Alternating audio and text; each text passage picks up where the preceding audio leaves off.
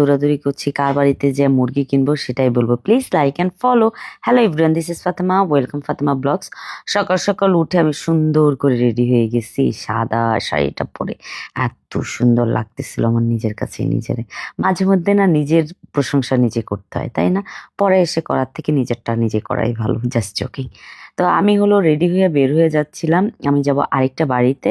ওই বাড়িতে হলো আমাদের মানে শ্বশুরবাড়ি এরিয়াতে পাড়া বলে, আরেক পাড়াতে যাব যেখান থেকে হলো মুরগি কিনতে যাবো। তো আমার ভাসুরের বউ আগে দিয়ে চলে যাচ্ছিল, ভাসুরের বউকে ধরার জন্য আমি দূরে দূরে পিছন দিয়ে যাচ্ছিলাম। তো ফাইনালি চলে আসলাম যাদের বাড়িতে মুরগি কিনতে আসছি, তাদের বাড়িতে এসে দেখি একটা ছাগল ছানা বাচ্চা, কি কিউট, ওয়াও, ব্ল্যাক কালার। ওরা আমাকে দেখে পালাচ্ছিল। তারপরে হলো ওনারা আমাদেরকে বসতে দিল চেয়ার এনে, তারপরে আমি বসলাম। আর এই যে দেখেন মুরগিটা, এটা দেখে আমার মনে হচ্ছে এটাই নিব।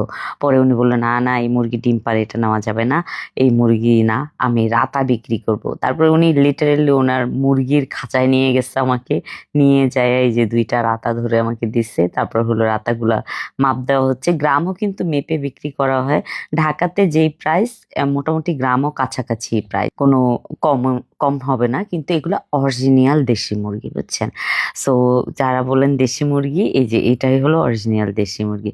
তারপর বাসায় এসে যে যারাকে একটু ভয় দেখাচ্ছিলাম, যারা সায়ান সবাই অনেক ভয় পায় মুরগিকে, জায়ানও ভয় পায়, সিরিয়াস ভয় পায়। তার আগে আপনাদেরকে একটা কথা বলে নেই, আমাদের স্টাইল অ্যান্ড লুকের দেখেন চেঞ্জিং ভিডিওটা কি যে সুন্দর করে। ভাইয়ার হেয়ারটা অনেক লং ছিল, হেয়ারটা কাটতেছে।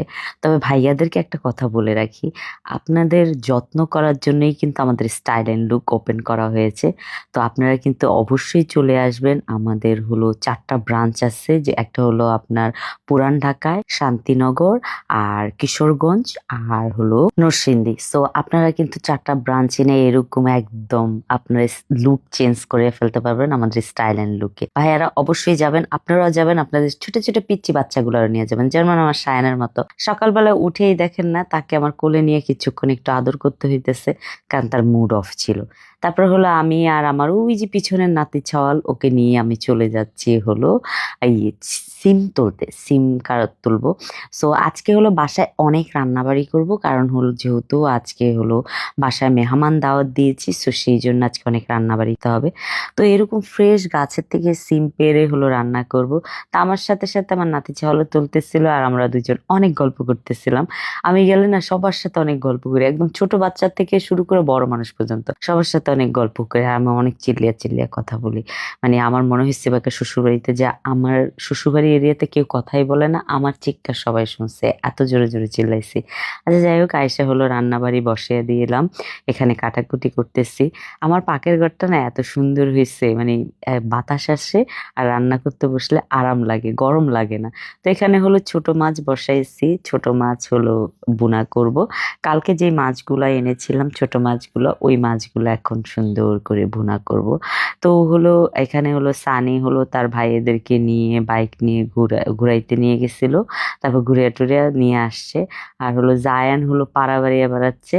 পাড়া বেড়ানো মানে হলো পাড়াতে ঘুরে বেড়ানো আর কি, যেটাকে বলে।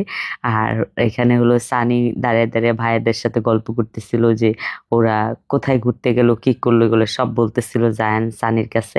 তা আমি আবার চলে গেলাম রান্নাঘরে। রান্নাঘরে যাওয়ার পরে এই যে দেখেন সায়ান আমার কাছে এসে চুপচাপ বসে আমার সাথে গল্প করছে আর আমার রান্না দেখছে।